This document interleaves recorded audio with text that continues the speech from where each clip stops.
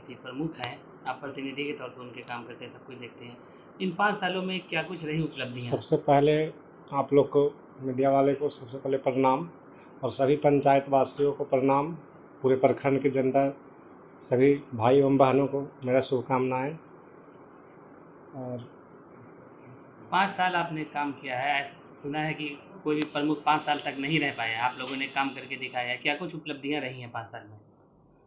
जहाँ तक हम लोग फर्स्ट बार चुनाव मेरी माताजी लड़ी और जनता का समर्थन से चुनाव जीती। जिस तरह से हम लोग चुनाव में संघर्ष करके जीते, उस तरह से जनता के क्षेत्र में हर तरह का काम किए। जितने भी गली नली होते हैं, बहुत सारे काम हमारे पंचायत में, बहुत सारा चीज़ पिछड़ा हुआ था, मतलब बरसों से जो काम लंबित था, विवादित स्थल था, उसको हम लोग ने सोल्व करके पूरे अच्छे तरीके से किए। बहुत सारे प्रधानमंत्री का योजना था शौचालय वाला, उसमें भी बढ़ चढ़ के हिस्सा लेके हम लोग करवाएँ, काम भी दौड़ाए। 300 शौचालय का पेमेंट अपने से बनवा के करवाए और सभी लोग को जागरूक भी किए। बहुत सारे ऐसे समस्या मेरे पंचायत में थे। गली का जो विवादित स्थल था, बहुत नली ऐसा था कि विवाद हो रहा था, लड़ाई झगड़ा ये वगैरह, वो सभी को मिला जुला के बहुत सारे, आप पंचायत में जाके पता कर सकते हैं, सभी जगह हमने हर एक क्षेत्र में हर एक वर्ग के लिए हर एक चीज़ किया जहाँ तक बना। हाँ, कुछ कुछ संभावनाएं हैं, हर चीज़ एक आदमी संभव पूरा नहीं कर सकता है। छोटा प्रतिनिधि है, ऐसा नहीं कि बहुत बड़े मुख्यमंत्री हो रहे हैं चाहे प्रधानमंत्री हो रहे हैं, कि जहाँ तक पंचायत बना 60% 70% हम लोग अपना संभव से प्रयास करके हर एक जगह काम बांट कर हम कर दिए। पूरे प्रखंड में जहाँ तक संभव बना सभी पंचायत समितियों को लेके, जैसे सही में हर बार की 2001 से जो प्रमुख सब बनते आए थे, सभी लोग में टूट रहती थी, लेकिन ऐसा ये पहली बार 2016 में से 2021 का कार्यकाल में कि हम लोग चुनाव विपक्ष लड़ा भी, लेकिन विपक्ष को लेकर साथ में सभी को लेकर चले। सभी पंचायत समितियों जहाँ तक बात आता था हक की बातों में सभी लोग बढ़ चढ़ के हिस्सा लिए, सभी लोग गए। और 13 पंचायत समिति एक हम लोग रह के भी रहे और काम किए। किसी का प्रति कोई द्वेष नहीं, किसी के प्रति भावना कुछ नहीं, सभी लोग जनता का हर तरह से हर लड़ाई लड़े हम लोग। जब पंचायत समिति की जिम्मेदारी होती है ग्रामीण आवास को लेके, इंदिरा आवास की भी इसमें होता है, अक्सर होता है, आरोप लगता है कि भ्रष्टाचार हुआ है, रिश्वत लेके आवास दिया जा रहा है, क्या कुछ कहेंगे? देखिए, इंदिरा आवास एक ऐसी मुद्दा है कि जिसपे भ्रष्टाचार हम लोग बहुत हरता प्रयास संभवतः किए कि जो हो सके। सब लोग क्या करता है कि इंदिरा आवास में पैसा निकलने के बाद पैसा दे देता है 20,000 25,000, लेकिन हम लोग घर जा के पंचायत से लेकर प्रखंड में जहाँ तक संभव बना, जिस व्यक्ति को लोन लेने लायक है, जिस व्यक्ति का नाम आया हुआ है, उस व्यक्ति को पैसा देने नहीं दिए।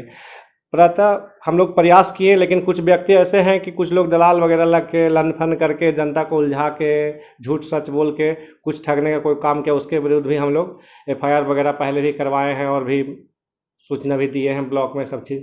और बाकी जितना बना उसमें सुधार किए हैं और पूरे प्रखंड में इस बात को हम लोग जागरूक किए हैं। इसमें हुआ, इंदिरा आवास में हुआ, शौचालय में आपका प्रधानमंत्री हुआ, उस बार में भी, उसमें भी हम लोग शौचालय में सुने कि 2-2 हज़ार सब मांग रहा है, उसमें भी हम लोग मना किए, उसमें भी सब कंप्लेन करवाएं, कोई पैसा नहीं लो। यहाँ तक कि हम लोग खुद ब्लॉक में मेरी माँ सप्ताह में 2-3 दिन बैठी, हर सप्ताह में 3 दिन 4 दिन लगाई दरबार की, कोई भी सूचना है हमको मिले और जिसको कोई पैसा किसी चीज़ में ना दे, ब्लॉक में हर चीज़ में। अच्छा, क्षेत्र में एक जिम्मेदारी ये भी होती है कि आपदा से प्रभावित लोगों को राहत पहुंचाने की जिम्मेदारी होती है, किस तरह से काम किया? अभी काफ़ी परेशानी हुई है पिछले देखिए, दिनों। जब तक जैसे भी हमारे क्षेत्र में तो प्रखंड में उतने बाढ़ की समस्या नहीं है, लेकिन जो भी ऐसे आपदा आ जाती है, बारिश हो, गरीब गरीब का घर टूट गया, तो जहाँ तक संभवता रहे CO VDO को हम लोग लिख के, हमारी मम्मी का प्रयास करके, पापा जी प्रयास करके सब दिए हैं सूचना, और जहाँ तक संभव मिला सरकार से कुछ कुछ मदद मिलती ही रही है। लेकिन बाकी तो समस्या है हर क्षेत्र में, इधर बाढ़ का उतना समस्या नहीं थी, लेकिन हम लोग मदद किया आपदा में। किसी व्यक्ति को मृत्यु हो गई है एक्सीडेंट में, दुर्घटना में, उसको किसी तरह का परेशानी ना होके, जो 4,20,000 मुख्यमंत्री जी से राहत से मिलती है पैसा, उसको दिलवाएं, और किसी तरह का उसमें झोल झाल नहीं, 7 दिन 8 दिन में पैसा दिलवा देते हैं। क्यों, कोई उसको ना कोई मतलब है कि वो हुआ कि दौड़ धूप परेशानी किस तरह का नहीं करने दिए। अच्छा, स्कूलों को लेकर समस्या ग्रामीण क्षेत्र में होती है, भवन नहीं होता है, आपकी जिम्मेदारी होती है प्राथमिक शिक्षा भवन को निर्माण कराना, मरम्मत कराना, किस तरह के आपके यहाँ पे भवन? देखिए, स्कूल मरम्मती का भवन यहाँ मेरे प्रखंड में लमसम सभी जगह ठीक ठाक है, लेकिन रिपेयरिंग का काम जो होता है, जो चलते रहता है, और हम इस पर मेरी मम्मी की पंचायत समिति का बैठक, जिला परिषद का बैठक होता है। पंचायत समिति की बैठक में मुझे मुद्दा उठाया, जिला परिषद का बैठक में भी मुद्दा उठाए थे हम लोग कि जितने भी स्कूल में हैं बच्चा, एक दो जगह स्कूल ऐसा है कि छत उत कमज़ोर था, वहाँ लिख के हम लोग आवेदन डीडीसी के पास जिला परिषद के बैठक में माँ लिख के दी थी। तो उसमें भी वहाँ से जिला से आया था और मरम्मती कार्य भी हुआ।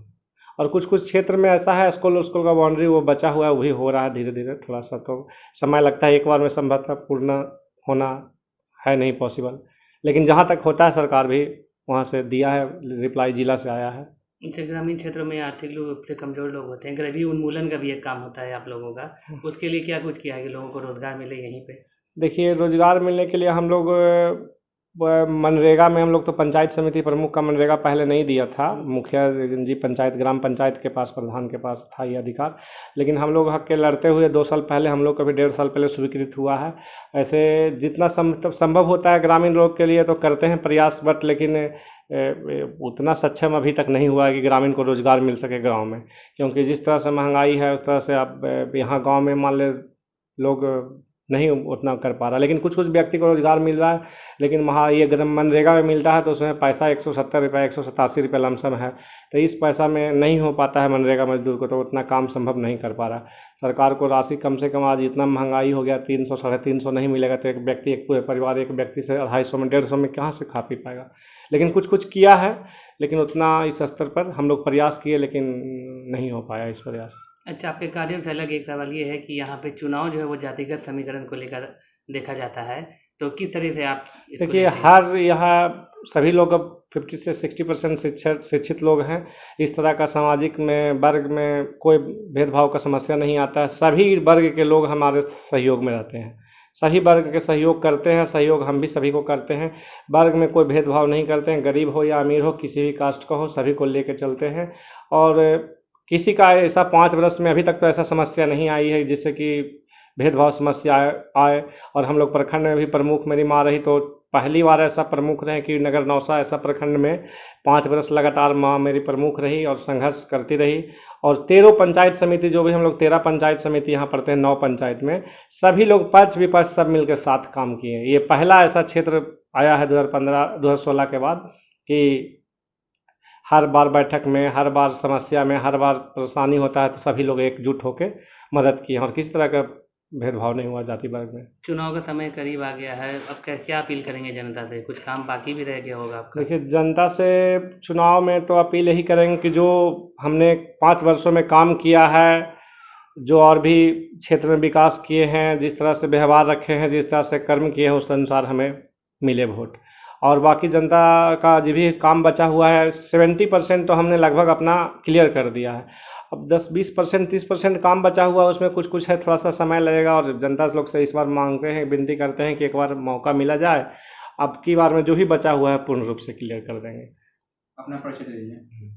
हम दीपक कुमार, पिता शैलेश प्रसाद, माता अंतर देवी, नगर नौसा माता जी मेरे नगर नौसा प्रखंड के प्रमुख हुए। और ये कछिया पंचायत से, मम्मी पश्चिमी क्षेत्र से, पूर्वी क्षेत्र से पंचायत समिति है।